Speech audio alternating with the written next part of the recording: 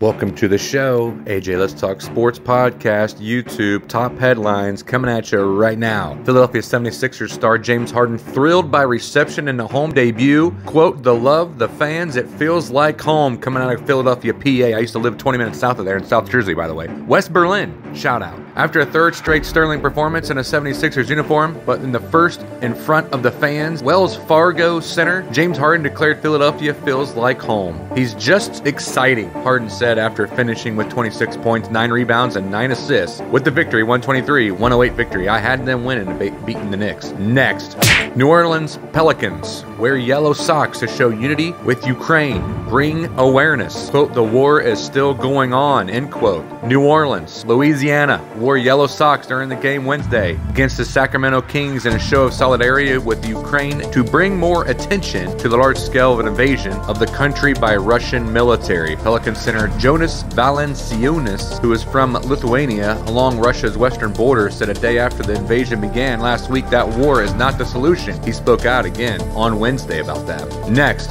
Syracuse's Jim Boeheim says school has planned for when he retires as head coach. Coach Boeheim said Wednesday that there is a plan in place for when he steps down. Boeheim, in an interview with ESPN Radio in Syracuse, did not reveal any details of the arrangement because that could have an effect on recruiting. Said there's a plan, and quote, I'm just telling you there's a plan. He's 77 years old, second winningest coach in Division I history of 997 wins, just behind Duke's Mike Krzyzewski, is nearing an end of his 46th season at the helm. He has said reportedly that he intends to coach next season with a handful of freshmen enrolling. So there's your top headlines for your Thursday. Listen to my daddy on AJ Let's Talk Sports Podcast and YouTube and subscribe. I've been lower than the floor. That negativity you force on top of me. Only I can set me free. I wanna be the best that I can be. You better go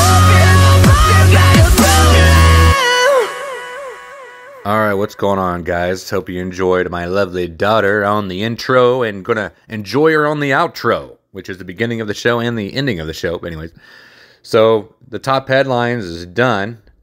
Then we're going to get into some Ohio State. We got Ohio State and Michigan playing.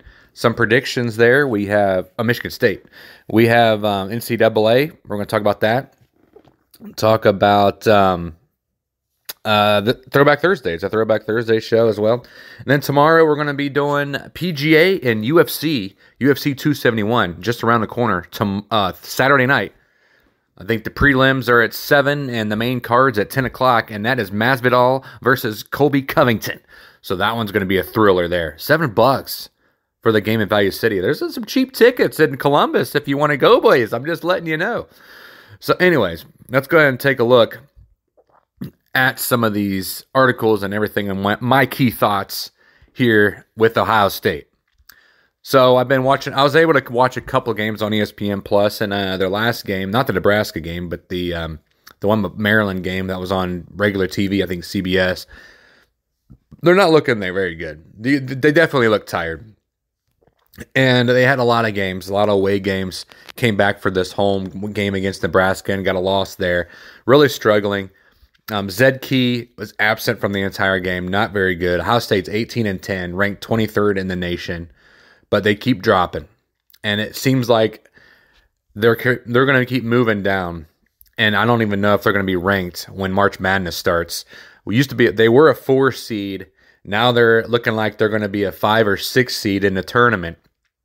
Even if they make the tournament, geez, they're just going downhill, and that's not good. I think that's coaching, fundamentals, injuries. You could compound in all this different stuff. Kyle Young got injured. An unsuspected, unspecified illness, which resulted in Ohio State turning around a ball over 8 times, shooting only 38.6% from the field, and that's what they pretty much pride themselves in, Coach Holtman, with their field goal percentage. And if you don't shoot you have to be close around 50% to even get a chance to win the way the Ohio State Buckeyes play, because they're going to turn the ball over. And they're going to give up some rebounds, but they did really good in the rebounding against Nebraska, but they didn't get the win because of the field goal percentage, and it just seems like that they don't have the gas to push through and accelerate in the end of the about 6 minutes left. It just seems like they give up in the second half. I don't understand what's going on. But it just seems like they're trying to do too much with EJ Liddell, forcing it in with him too much. Boeheim, they need to start playing some pick and roll pop outs and shoots, stuff like that with Boeheim and Liddell, because Liddell can shoot the rock too. They need to start doing different kind of sets, it seems like to me, on offense. And they need to crash the boards on defense and box out. Jeez. I mean, how many second chance opportunities that, what was it, Iowa and not Nebraska, but the other team that Maryland. How many second chance opportunities did they have in that game? It's just ridiculous. They need to box out. It's all fundamental stuff, and it's all lack of effort.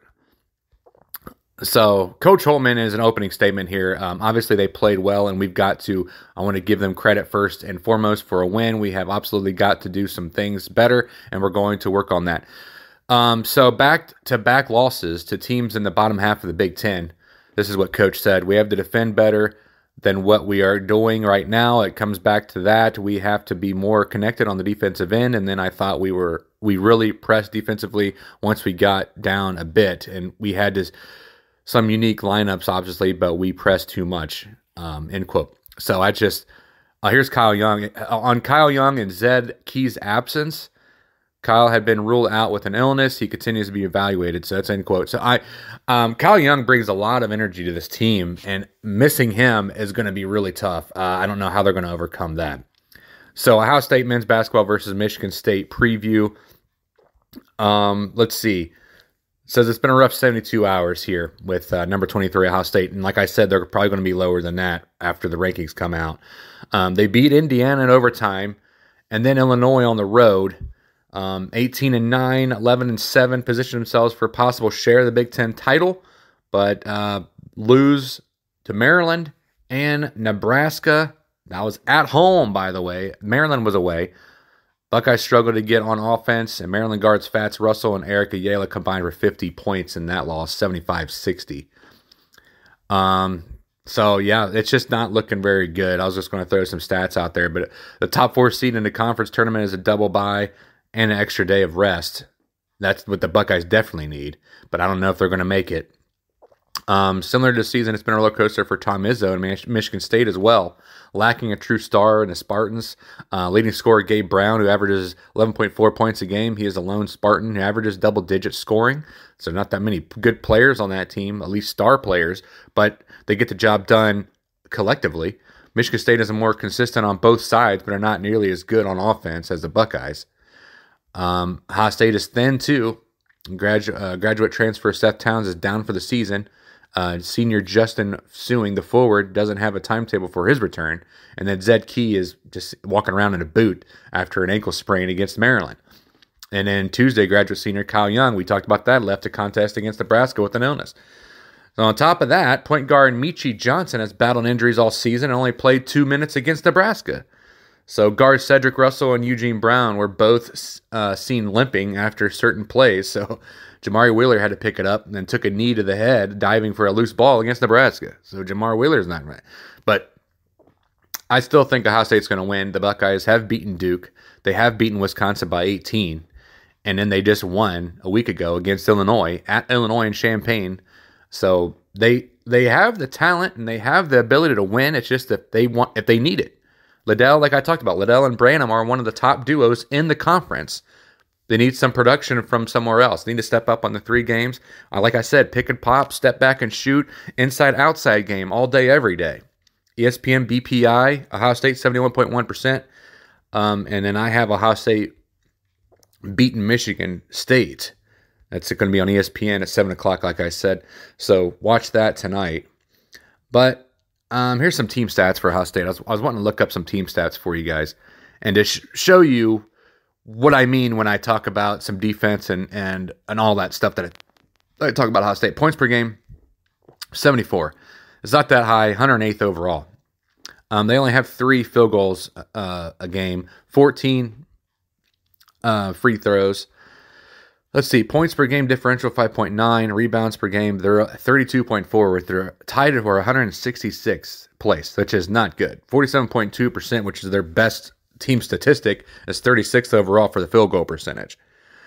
And then assists is 174th. Like I said, they have too much. They're trying to do too much through EJ Liddell and try to do too much through Branham.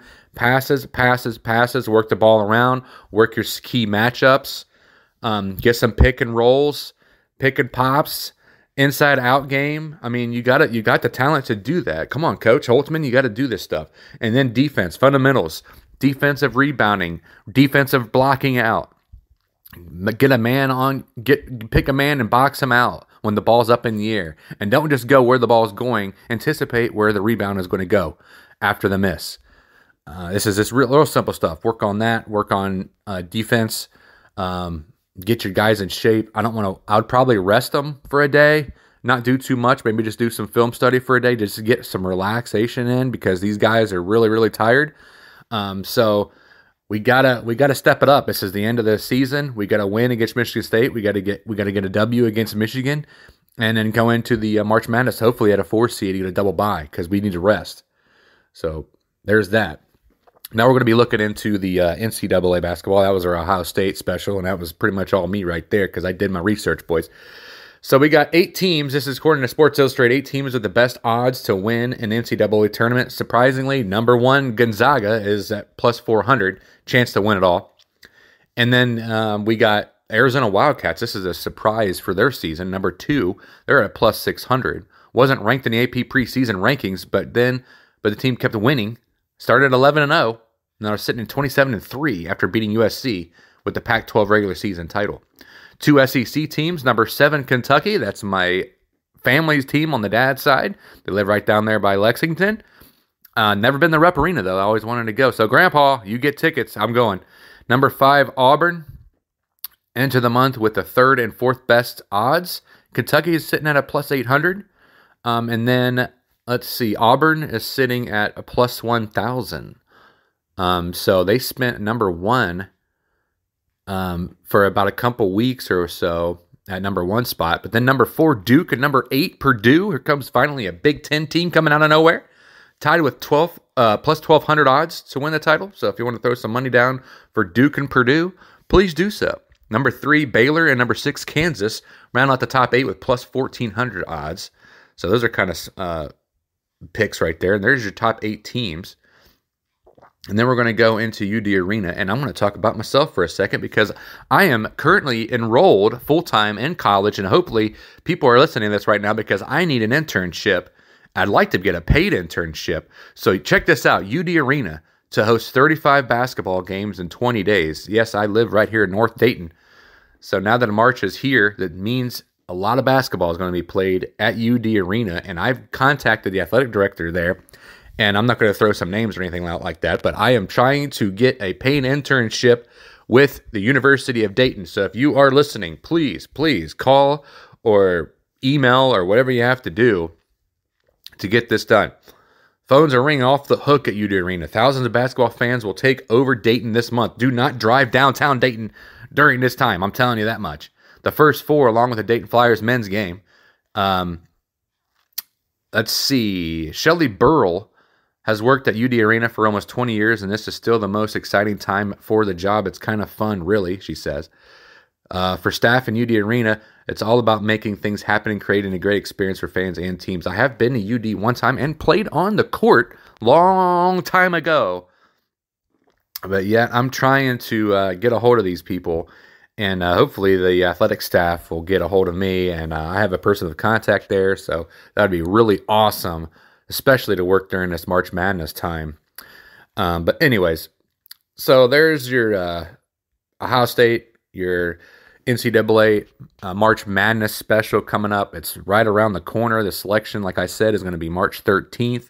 I think the Ohio State's final game is March 6th. That's going to be Sunday at 12:30. That's going to be on Fox against Michigan, and they play tonight against Michigan State at 7 o'clock, like I said, on ESPN, so check that out. TBT, hashtag TBT, Throwback Thursday special for you on this day in sports history. That's what we do on a Thursday show. Taking it back to 1968, Jean Belivier from Montreal becomes second NHLer to score 1,000 points. 1968, in a blockbuster trade, Toronto Maple Leafs send future Hall of Famer left winger Frank Mavelick to the rival Detroit Red Wings.